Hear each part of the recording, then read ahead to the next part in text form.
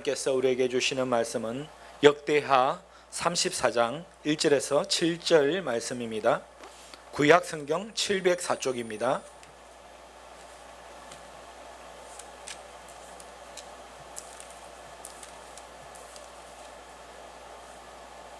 역대하 34장 1절부터 7절 말씀입니다.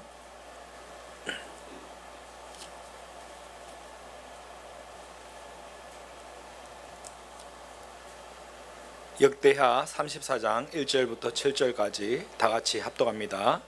요시아가 왕위에 오를 때 나이가 8세라 예루살렘에서 31년 동안 다스리며 여호와 보시기에 정직하게 행하여 그의 조상 다윗의 길로 걸으며 좌로나 치우치지 아니하고 아직도 어렸을 때 곧 왕위에 있은 지 8년에 그의 조상 다윗의 하나님을 비로소 찾고 제12년에 유다와 예루살렘을 비로소 정결하게 하여 그 산당들과 아스라 목상들과 아로새긴 우상들과 부어 만든 우상들을 제거하여 버리매 무리가 왕 앞에서 바알의 제단을 헐었으며 왕이 또 그 제단 위에 높이 달린 태양상들을 찍고 또 아스라 목상들과 아로새긴 우상들과 부어 만든 우상들을 빻아 가루를 만들어 제사하던 자들의 무덤에 뿌리고 제사장들이 뼈를 제단 위에 불살라 유다와 예루살렘을 정결하게 하였으며 또 므낫세와 에브라임과 시몬과 납달리까지 사면 항폐한 성읍들에도 그렇게 행하여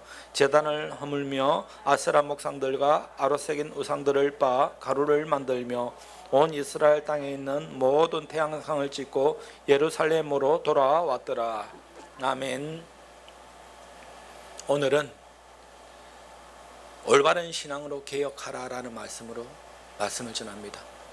개혁 참으로 중요하죠. 개혁이 무엇입니까? 새롭게 고치는 것을 개혁이라고 말하죠.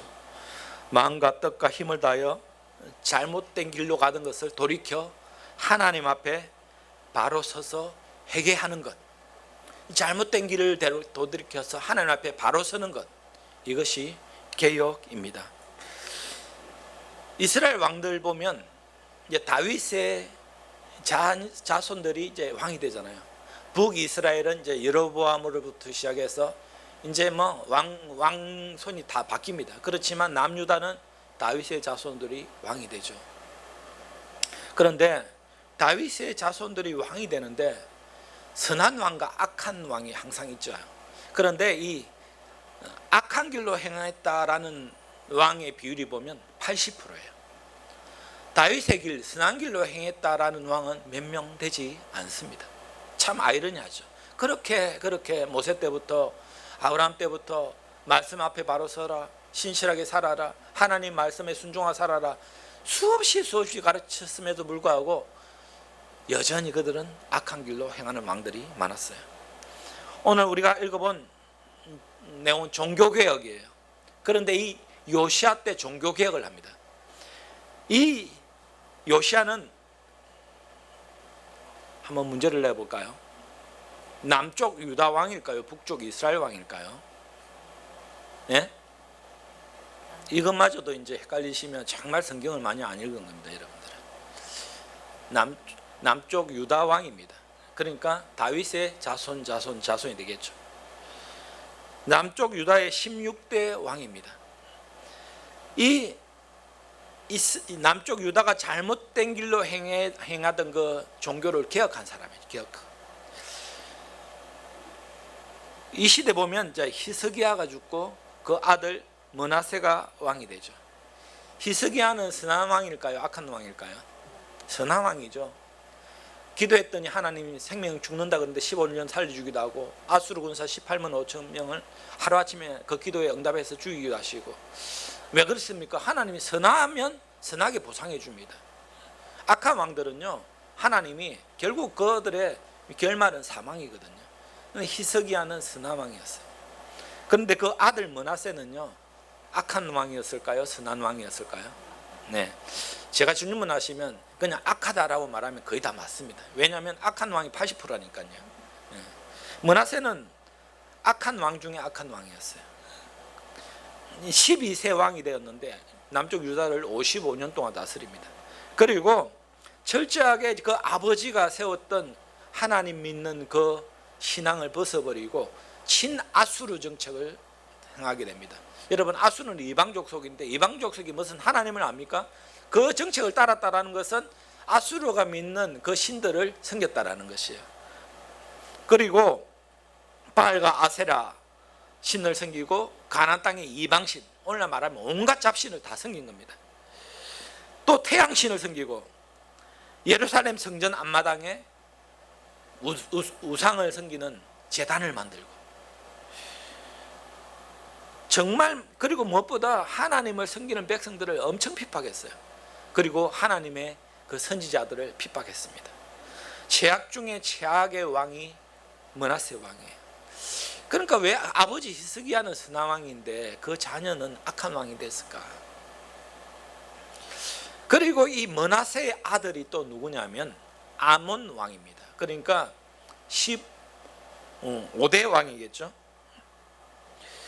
이 므낫세의 아들 아몬 역시 므낫세에 버금가는 악한 왕이었습니다. 그 악한 왕은 2년만 다스렸어요. 그러다가 어떻게 죽었느냐? 그 신복들에게 살해를 당합니다. 그 아몬 왕의 아들이 누구인가 하면 오늘 등장하는 요시야 왕입니다. 그러니까 정조 할아버지가 누구입니까? 이제 족보를 잘 따지셔야 돼요. 정조 할아버지가 히스기야 왕, 자기 할아버지가 므낫세 왕, 자기 아버지가 아몬 왕, 그리고 요시야입니다. 요시야는 말 그대로 선한 왕입니다. 선한 왕 중에 아주 선한 왕입니다. 이 선한 왕 태어난 나이가 보면은 오늘 34장 1절에 보면 요시야가 왕이 오를 때 나이가 8세라. 예루살렘에서 31년 동안 다스렸다. 나이가 몇 살이라고요? 8살 여러분. 초등학교 1학년이죠. 여러분, 초등학교 1학년이 뭘 압니까? 야, 초등학교 1학년이 왕이 올랐어요. 그런데 그 어린 나이에 종교개혁을 해요. 이 보면 2절에 보면 여호와 보시기에 정직하게 행하여 그의 조상 다윗의 길로 걸으며 좌로나 우로나 치우치지 아니하고라고 되어 있습니다. 여러분, 항상 선한 왕은 누구의 길로 행했다라고 표현합니까?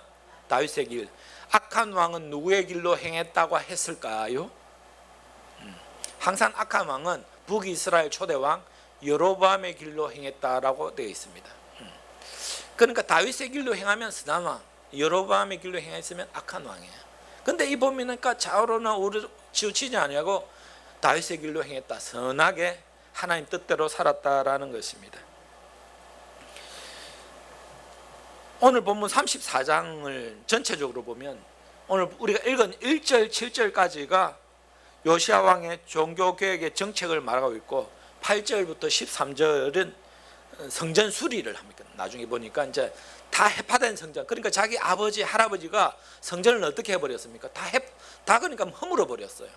그 솔로몬이 지었던 그 아름다운 성전을 다 없애버렸어요.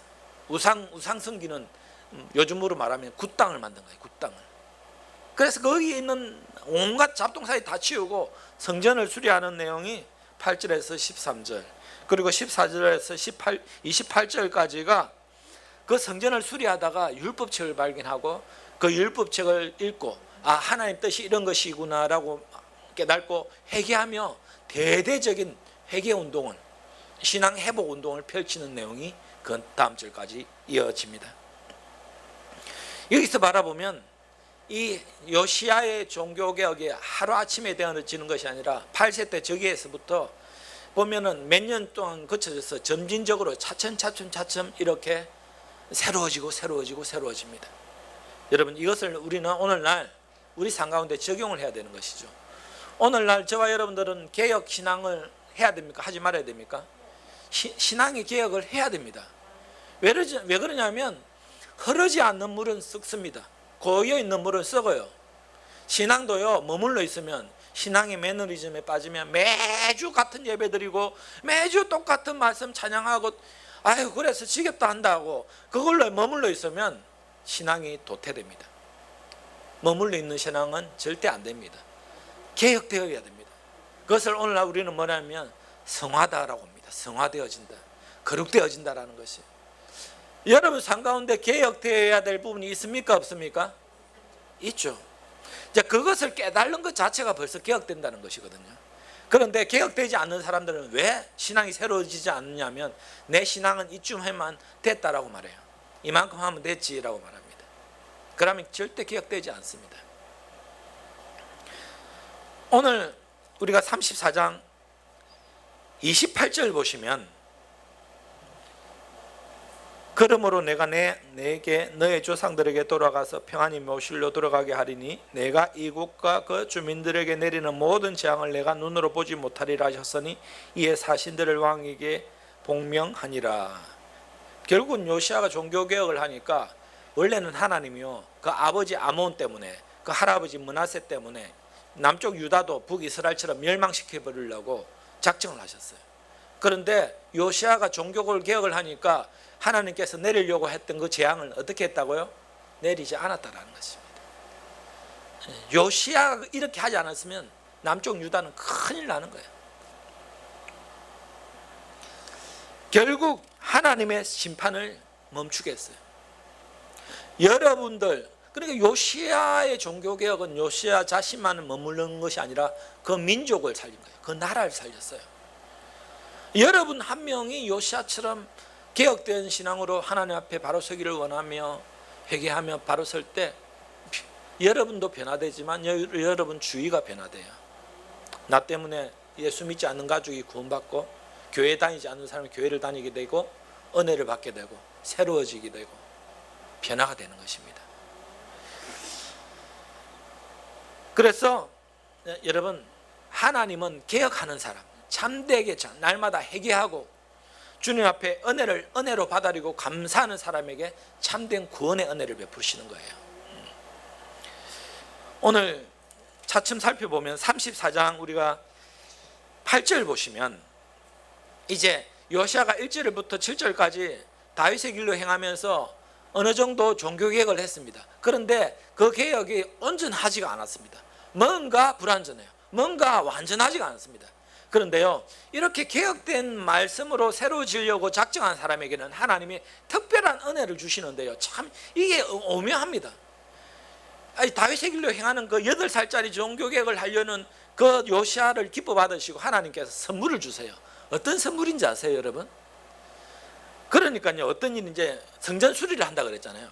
이제 성전을 다시 세워서 이곳에 참된 제사 예배를 드려야 되겠다라고 마음먹고 성전을 수리하는데 8절 보시면 요시아가 왕이 되선 지 18째 해 그 땅과 성전을 정결하게 하기를 마치고 그의 하나님 여호와의 전을 수리하여 아살랴의 아들 사반과 시장 마세아와 서기관 요아스의 아들 요아를 보낸지라. 자, 18째 되는 해 이제 뭘 한다고요? 성전을 수리해요. 수리하는데 자 9절 보시면 그들이 제사장 hil기야에게 나아가 전에 하나님 전에 헌금한 돈을 그에게 주니 이 돈을 문지기 지키는 여호와의 사람과 므낫세와 에브라임과 남아있는 이스라엘 모든 사람과 온 주민들의 거둔지라. 성전을 수리하기 위해서 어떻게 했다고요? 헌금을 하죠. 돈을 모아서 이렇게 수리를 하는데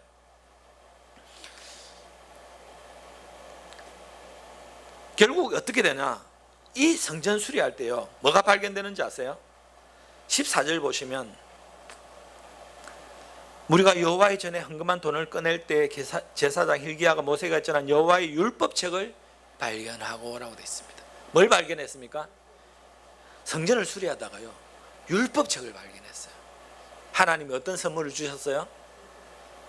성전을 수리하다가 검은 보석을 발견한 것이 아니에요. 가장 보석 중에 보석, 귀한 거, 율법책을 발견한 거예요. 그러니까 오늘날 우리는 성경이 여기도 있고 저기도 있지만 지금 몇천 년 전에 성경 한 건 이 율법책이 양피 두루마리에 쓰여져 있을 건데 모세 오경이겠죠, 여러분.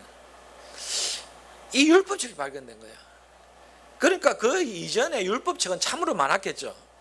그렇지만 그 나머지 율법책들은 다 없어졌어요. 왜냐하면 이 아몬과 므낫세라는 왕이 다 그걸 불태워버린 거예요. 그런데 한 건이 성전 깊숙이 숨겨져 있었던 겁니다. 하나님 딱 숨겨놨는 것 같아요. 이것만은 제발 태우지 마라. 이것마저 태워버리면 이스라엘이 하나님을 신앙하는 신앙의 대가 끊긴다. 말씀이었으면 그 조상들이 섬겼던 하나님을 어떻게 알겠어요? 하나님이 성전 안에 깊이 숨겨놨다가 그 책을 누구에게 주시나? 바로 신앙개혁을 하는 요시야에게 주시는 거예요. 여러분, 오늘날 신앙개혁은요, 종교개혁은요, 다른 것이 아니에요. 바로 말씀으로 되돌아가는 것입니다. 말씀으로 되돌아가는 것. 마틴 루터가 1517년 종교개혁을 할 때 왜 종교개혁을 했나요? 자기가 신부가 되어서 이를 보니까 아니 가르치는 내용이 말씀하고 영 딴판이잖아요. 이거 아니다. 이거는 말씀에 어긋난다. 하나님은 이런 분이 아니시다 라고 선포하면서 종교개혁을 한 것이거든요. 요시야 그런 거예요. 율법책을 발견한 겁니다. 그러니까 15절 보시면 hil기야가 서기관 사반에게 말하여 이르되 내가 여호와의 전에서 율법책을 발견하였노라 하고 hil기야가 그 책을 사반에게 주매. 자, 처음에 이제 성전에서 그 책을 발견하고 hil기야가 그 책을, hil기야는 제사장이거든요, 사반에게 줍니다. 사반이 16절 보면 그 책을 가지고 왕에게 나가서 복명하여 이르되 왕께서 종들에게 명령하신 것을 종들이 다 준행하였나이다. 그 사반이 hil기야가 발견한 그 책을 누구에게 줍니까? 왕에게 줍니다. 왕 누구죠? 요시야에게 줍니다. 그리고 17절 보면 또 여호와의 전에서 발견한 돈을 쏟아서 감독자들이 군대에게 줬나이다 하고 서기관과 사반이 왕에게 아뢰되 이르되 제사장 hil기야가 내게 줬던 책을 주더이다 하고 사반이 왕 앞에서 그것을 읽으매. 사반은 이제 서기관에게 줘서 책을 읽는 거예요. 성경책을 읽으니까 이제 거기서 놀라운 이제 역사.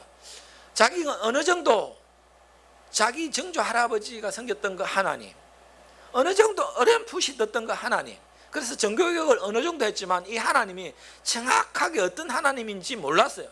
그런데 그거 보면 세상에 아담과 하와 때부터 시작해 천지 창조를 하신 하나님, 그리고 요셉을 통해서 애굽에서 또 출애굽을 해서 모세를 통해서 광야를 지나게 하셨던 하나님, 여호수아를 통해서 신명기, 또 여호수아를 통해서 그 전쟁에서 이기게 하신 하나님, 그 어떤 하나님인지 세세하게 알게 됐잖아요. 그 하나님은 우주 만물의 창조자시다. 우리 이스라엘 이 히브리 민족을 인도하신 분이시다. 이 세세하게 알게 된 것입니다. 그것을 읽었을 때 제일 먼저 요시야는 어떤 행동을 했을까요? 19절 보시면 왕이 율법의 말씀을 듣자 곧 자기 옷을 찢었더라. 그 말씀을 읽고 나서 정말 옷을 찢는 거, 옷을 찢는다는 의미가 뭡니까? 정말 가슴이 찢어지도록 회개를 하는 거예요. 이런 하나님이셨구나, 이런 하나님이셨구나. 내가 이 하나님을 제대로 몰랐구나. 내 딴에는 종교개혁을 한다 했는데 이것은 올바른 종교개혁이 아니었구나. 하나님은 정말 이런 분이시구나. 내가 얼마나 잘못된 삶을 살았는지. 종교개혁을 하면 바로 자기 심령을 찢는 것입니다. 여러분, 회개는요, 말씀 앞에 섰을 때 내 죄를 자복하는 거예요. 종교개혁은 다른 것이 아니에요. 내 죄가 발견되어지는 겁니다. 영적인 눈이 열린 사람, 영적인 귀가 열린 사람, 영적으로 깨어있는 사람들의 특징은 뭔지 아세요? 자기의 죄가 뚜렷이 보인다는 것이고, 영적으로 완전히 맹인인 사람, 영적으로 아주 딴에는 열심히 신앙생활하고 교회 열 잘 다니고 봉사도 열심히 하는데 영적으로 완전 무지한 사람의 특징은 뭐냐면 내 죄는 하나도 안 보이고 다른 사람들의 죄만 엄청 크게 보이는 사람. 이런 사람은 절대 개혁신앙을 가질 수가 없어요. 다른 사람 지적만 하죠. 비판만 하죠. 전작 자기의 죄가 뭔지 몰라요. 자기가 뭘 잘못하고 있는지 몰라요. 이게 죄라는 것조차도 모릅니다. 요시야는 율법책을 읽는 순간 회개의 영을 임했어요. 옷을 찢었어요. 부르짖으며 기도했어요. 회개의 기도를 했다는 거예요. 여러분, 여기서 종교개혁의 대상이 누군지 말해줍니다. 요시야는 옛날에는요, 성전도 수리하고 우상도 없고 했지만 자기가 하지 못한 것이 뭐였죠? 자기 회개잖아요. 자기 회개. 자기는 그냥 다른 일 잘한다 생각했어요. 그런데 이 말씀 앞에 바로 서니까 자기가 얼마나 큰 죄인인가를 깨닫게 된 것이에요. 자기 종교개혁은 다른 것이 아니고 자기의 변화입니다, 여러분. 오늘날 우리가 한국 교회가 잘못됐다 어쨌다 하지만 정작 내가 잘못하고 있는 건 모른다니까요. 그래서 여러분 회개의 영이 임하면 자기 모습이 뚜렷이 보여요. 얼마나 죄투성인지를 알게 됩니다. 그런 사람이 어떻게 교만해집니까? 그런 사람이 어떻게 잘한다 자랑질을 합니까? 자기가 죄인인데. 어떻게 남을 비판합니까? 자기가 죄인인데. 남의 눈 속에 있는 티는 잘 보면서 자기 눈 속에 있는 들보는 보지 못합니다. 우리 눈 속에 있는 들보를 봐야 됩니다. 신앙개혁의 출발점은 내 속에 있는 문제를 발견하는 것입니다. 내가 무엇을 알고 하고 있는지를 깨닫는 거예요. 사도 바울은 그래서 나중에 은혜를 받고 고린도전서 9장 27절 보면 이렇게 말합니다. 내가 내 몸을 쳐 복종하게 하면 내가 남에게 그리스도를 전파한 후에 자기가 도리어 버림이 될까 두려워합니다 라고 돼 있어요. 내가 실컷 복음 전했는데 내가 하나님 앞에 버림받으면 어떡하지? 항상 이런 두려움으로 살은 거예요. 바로 내가 바로 서야 되는데 남이 복음으로 바로 서기 전에 내가 바로 서야 되는데 이런 두려움으로 살았다는 거예요. 여러분 바로 나로부터 시작돼야 됩니다. 아시겠습니까? 항상 제가 말씀드리잖아요. 내가 변해야 된다. 내가 새로워져야 된다. 내 잘못을 깨달아야 된다. 여러분 말씀 앞에 개혁되어야 될 부분이 참으로 많이 있다는 것을 항상 인식하시며 살아가세요. 이만하면 됐다 하면 절대 개혁 안 됩니다. 오늘 또 내일 또 내 속에 있는 문제들이 뭔지, 내가 무슨 잘못하고 있는지 빨리 깨달으셔야 됩니다. 그리고 21절 보시면 너희는 가서 나와 및 이스라엘 유다와 남은 자들을 위하여 이 발견한 책을 말씀을 다하여 여호와께 물으라. 우리 조상들이 여호와의 말씀을 지키지 아니하고 이 책에 기록된 모든 것을 준행치 아니하였으므로 여호와께서 우리에게 쏟으신 진노가 크다. 바로 그 진노의 결과는 회개하지 않아서 죄를 지어서 그렇다라는 것입니다. 그래서 요시아는 종교개혁을 한다고 하였지만 아직 미완된 종교개혁을 완전히 합니다. 백성들을 회개시키고 말씀에 바로서게 하고 완전히 산당을 없애고 우상을 찍어내버리는 그런 일을 했다라는 것입니다. 그리고 제일 먼저 백성들에 시킨 것이 뭐냐면, 여러분 오늘날 이제 유대인들에게 가장 큰 절기가 이때 무엇이었을까요? 이제 이때는 요시아 시대 때는 사실 그 히스기야 왕 이후로는 이 절기가 없어져 버렸어요. 무슨 절기일까요? 이스라엘 3대 절기가 있는데 그 중에 가장 큰 절기, 우리나라의 명절 가장 큰 명절이 뭐예요? 설이죠. 추석보다 아마 설 더 클걸요. 유대인들에게 가장 큰 명절은 유월절입니다. 유월절. 유월절이 어떤 건지 아시죠? 출애굽당시 10가지 재앙 중에 마지막 장자재앙, 핏부림, 유월, 죽음의 신이 넘어간 거, 유월한 거, 예수 보혈의 능력을 우리가 믿는 거잖아요. 유월절을 지켰는데 유월절을 지키지 않았어요. 그래서 요시아가 제일 먼저 회복한 것이 뭐냐면 이 유월절을 지키는 것입니다. 오늘날 이 뭘 말합니까? 예배의 회복이다라고 말할 수 있어요. 우리가 말씀 앞에 바로 서면 개혁되어야 될 부분이 예배의 회복입니다. 예배의 회복. 예배가 제대로 드려지지 않으면 여러분 그것부터 먼저 개혁하셔야 돼요. 그것부터. 하나님은 예배하는 자에게 축복해 주십니다. 예배하는 자를 만나 주십니다. 예배하는 자에게 은혜를 베풀어 주십니다. 요시아는 그래서 깨달았습니다. 아, 하나님은 복 주시는 하나님이시구나. 그리고 예루살렘을 정결하게 했습니다. 거룩하게 했습니다. 여러분 우리가 오늘날 요시아는 예배를 회복하고 성전을 정결하게 했잖아요. 오늘 우리에게 적용되어야 됩니다. 오늘날 우리 성전을 정결하게 하셔야 됩니다. 우리 심령, 우리 마음, 우리 이 육신, 영육이 여러분 온갖 더러운 것들로 물들어 있으면 안 됩니다. 거룩해져야 됩니다. 말씀과 기도로 거룩해져야 돼요. 아시겠습니까? 옛날에 그렇게 마음대로 내뱉었던 말들이 죄임을 인식하셔야 돼요. 내가 아무렇게 행동했던 그런 행동들이 죄임을 인식하셔야 돼요. 죄책감을 느껴야 된다는 거예요. 양심의 가책을 느껴야 돼요. 여러분 여전히 똑같은 죄를 지었는데 아무 양심의 가책이 없다면 여러분 화인 맞은 자예요. 화인 맞은 자. 오늘 34장 6절 7절 보시면 또 므낫세와 에브라임과 시몬과 납달리까지 항폐한 성읍들도 그렇게 하였고 제단들을 허물며 아세라 목상들 아루색인 우상들을 빻아 가루를 만들고 온 이스라엘 땅과 모든 태양상을 짓고 예루살렘으로 돌아왔더라. 온 우상을 다 제거한 거예요. 여러분 심령 속에 마음 속에 있는 암적인 존재가 있어요. 우상이라는 존재죠. 나는 하나님 잘 믿는데요, 나는 예배 잘 드리는데요 할지 모르겠지만 숨겨진 우상들이 있을 수가 있습니다. 대부분 이 시대 우상은 만몬신이에요. 재물신, 돈욕신, 무조건 돈이면 다 된다는 생각해요. 그것도 우상이죠. 그거 말고도 각자 가지고 있는 우상들이 있을 수 있어요.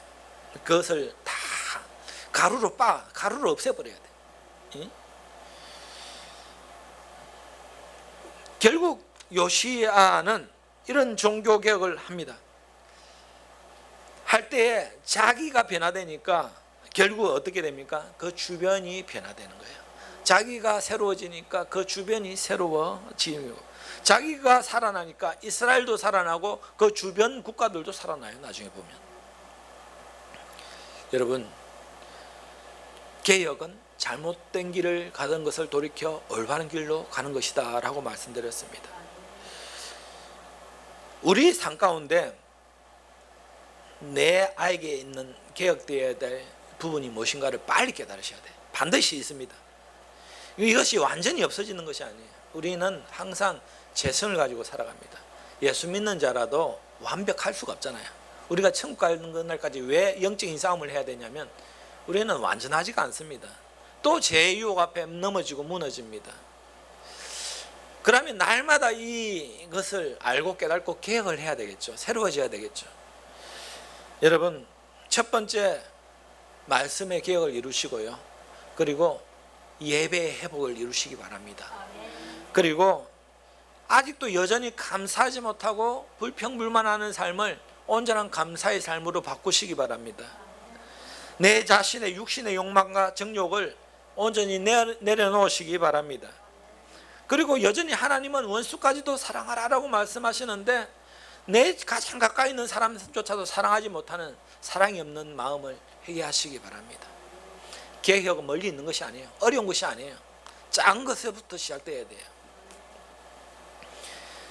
여러분, 개혁은 절대 멈춰서는 안 된다라는 것이에요.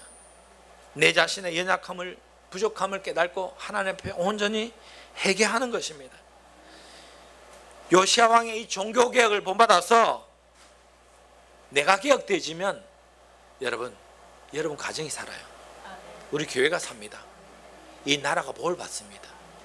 날마다 이 요시야의 종교 개혁의 이 정신을 잘 본받아서 여러분 삶을 날마다 개혁하여서 올바른 신앙 위에 바로 서기를 주님의 이름으로 축원드립니다. 기도합니다. 우리 기도하실